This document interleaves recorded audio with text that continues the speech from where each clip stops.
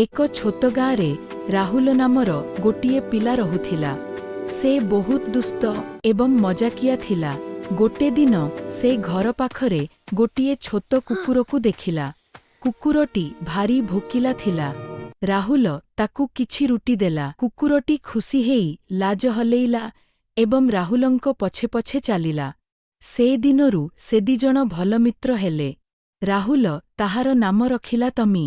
ପ୍ରତିଦିନ ରାହୁଲ ଏବଂ ତମି ମାଟିରେ ଖେଳୁଥିଲେ, ଦୌଡୁଥିଲେ ଏବଂ ବହୁତ ମଜା କରୁଥିଲେ। ଗୋଟେ ଦିନ ରାହୁଲ ଜଙ୍ଗଲ ପାଖକୁ ଯାଇ ରାସ୍ତା ଭୁଲିଗଲା। ସେ ଡରିଗଲା।